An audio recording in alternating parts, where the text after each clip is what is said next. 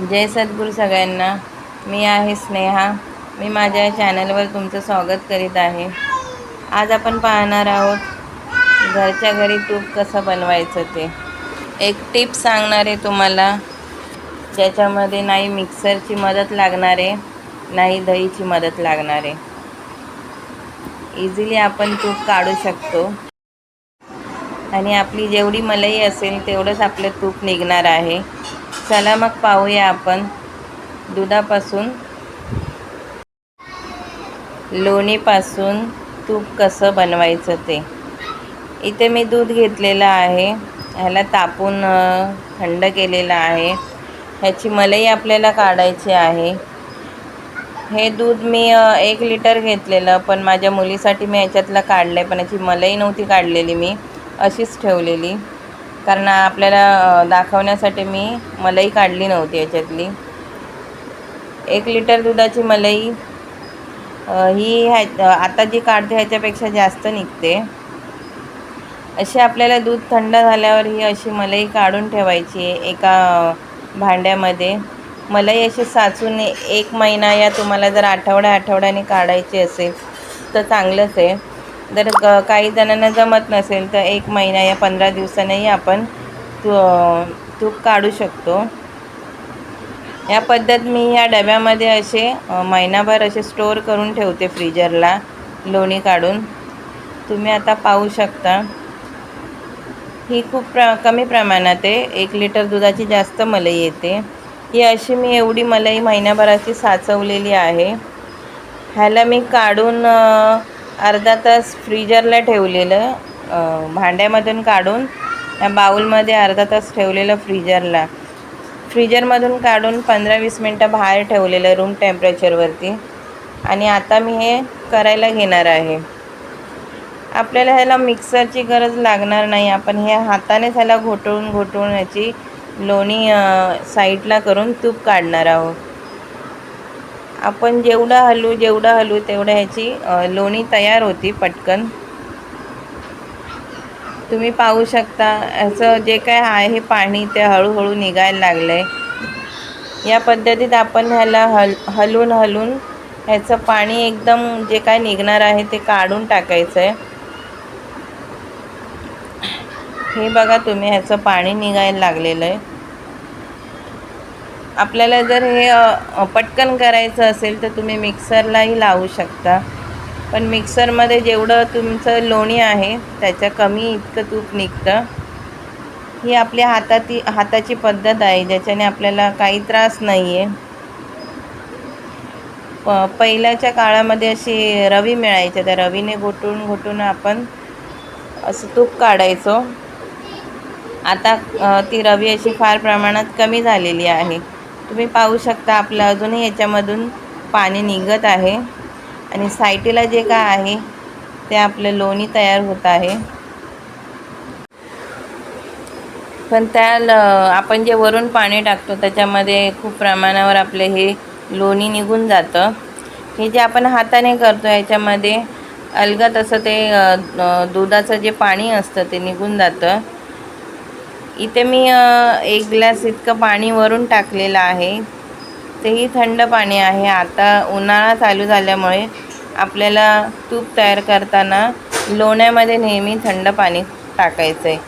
आणि जर काय थंडी असेल तर थंडीमध्ये आपल्याला रूम टेम्परेचरवरतीच पाणी टाकायचं आहे.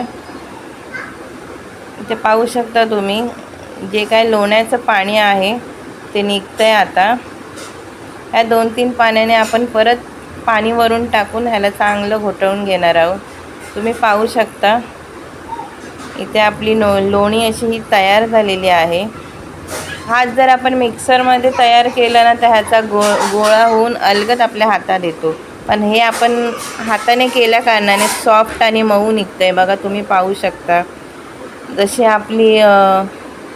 जसं आपला बाजारातलं बटर मिळतं काही प्रमाण, मला असं वाटतं अमूल बटर हे असं असतं. अमूल बटरसारखं हे असं बटरप्रमाणे हे मिश्रण झालेलं आहे लोण्याचं. आणि आपण हेच जर मिक्सरला वाटलं तर त्याचा असा गोळा तयार होतो, जो अलगद आपण हातामध्ये घेऊ शकतो. पण हे तुम्ही पाहू शकता अगदी सॉफ्ट झालेलं आहे. खूप सॉफ्ट आहे. म्हणजे ही आपली लोणी आहे ही तयार झालेली आहे आणि जास्त प्रमाणावर आपलं हे पाणी गेलेलं नाही आहे लोण्याचं. तुम्ही पाहू शकता याचं पाणी एकदम साफ निघतं आहे, म्हणजे आपली लोणी ही साफ तयार झालेली आहे. ह्याच्यात मी 2 ते 3 ग्लास पाणी टाकून लोणी धुवून घेतलेली आहे. आता आपण याचं पाणी काढूया.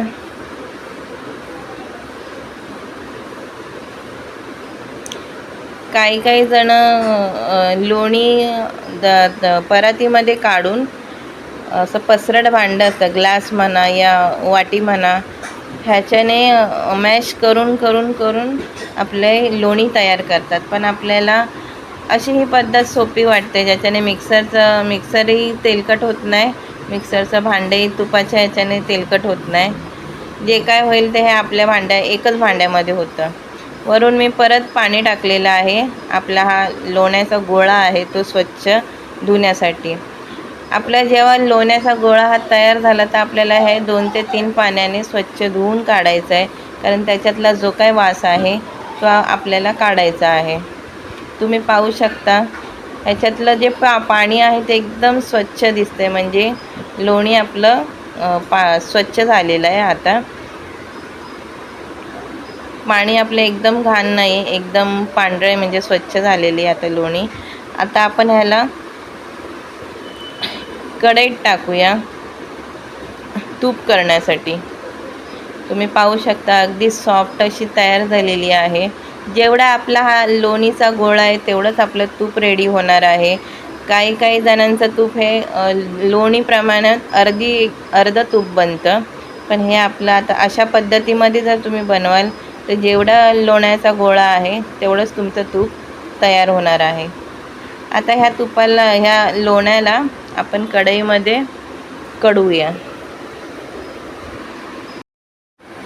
मी प्लास्टिकचं भांडं ह्याच्यासाठी घेतलं आहे, कारण आपण जे लोणी तयार करताना आपली जी भांडी चिकट होतात, ती चिकटपणा हा लवकर जात नाही भांडी घासल्यानंतरही. प्लास्टिकची भांडी घेतली का ना पटकन अशी धुतल्यावर पण ते निघून जातं. त्याच्यामुळे मी हे प्लास्टिकचा असा बाऊल घेतला आहे, ज्याच्यामध्ये व्यवस्थित असं आपली लोणी तयार होईल आणि भांडी धुतल्यावरतीही ते भांडं नीट स्वच्छ धुवून निघेल. याच्यासाठी मी प्लास्टिकचं भांडं घेतलं आहे. काही जणं परत पण घेतात, कारण उथळ असतं, त्याच्यामुळे अलगद आपल्याला लोण्याचा गोळा धुवायला बरा पडतो. चला मग आपण लोण्याचा गोळ्याला कढईत टाकूया.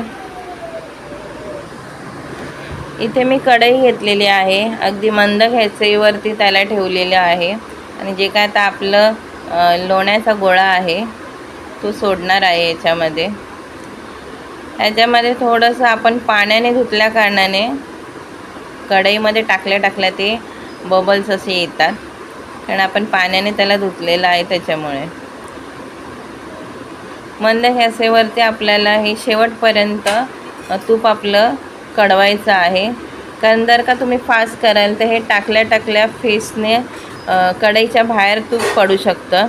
त्याच्यामुळे आपल्याला मंद गॅसवरच कढवायचं आहे आणि आपल्याला ह्याला सारखं पळ्याने हलवायचं आहे, कारण का जे काय आपलं लोणी टाकल्यावरती ते कडून झाल्यावरती जो काही चोथा असतो तो हळूहळू खाली लागायची सुरुवात होते.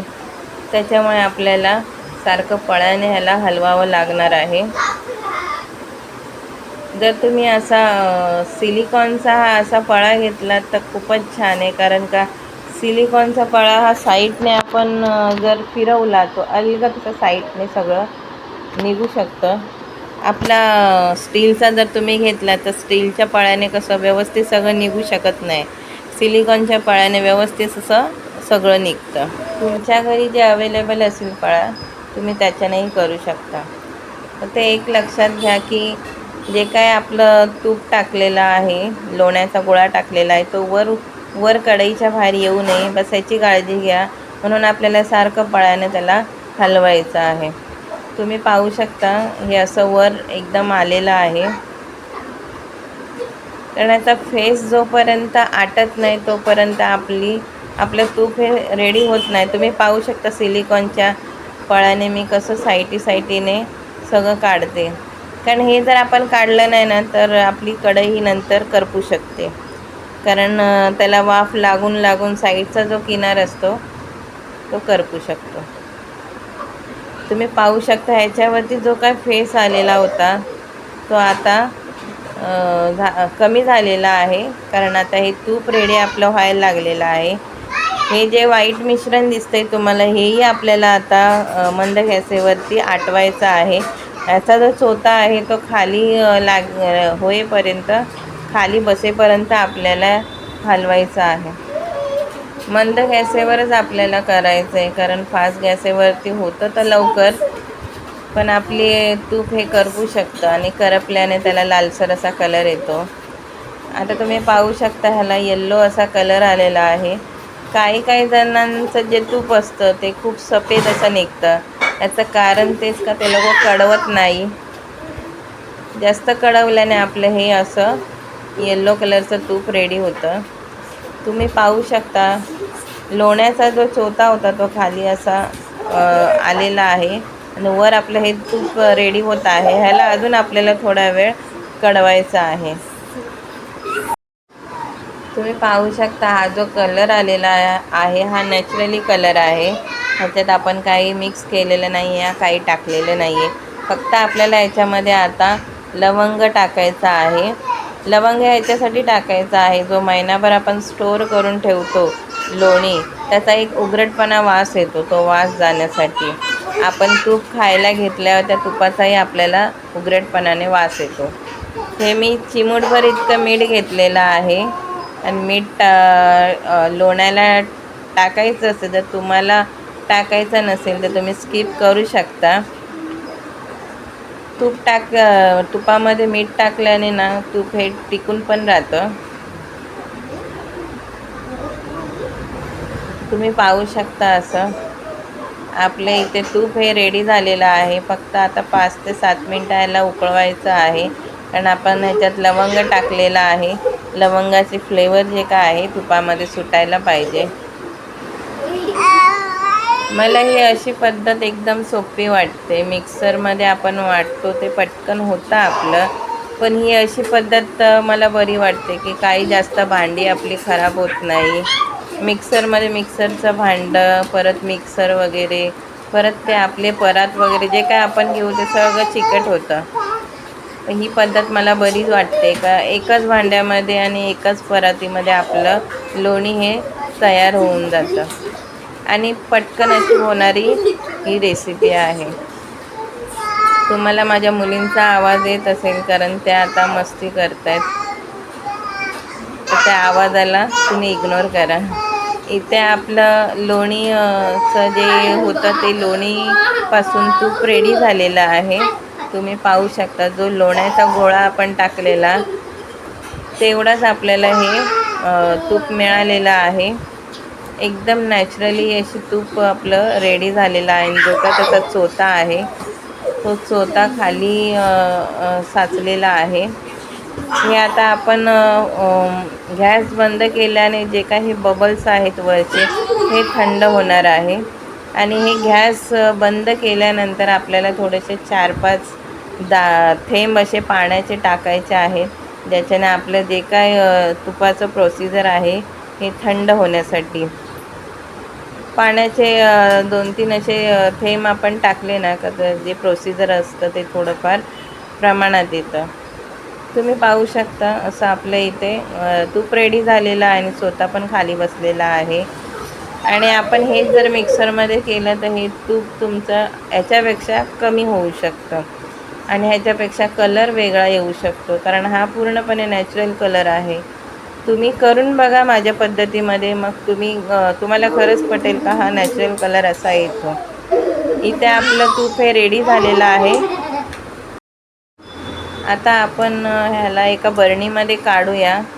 तुम्ही नेहमी तूप हे काचेच्या बरणीतच भरा, नाहीतर स्टीलच्या बरणीमध्ये पण भरू शकता तुम्ही, कारण स्टोअर केल्यावर ते खूप काळ असं टिकून राहतं.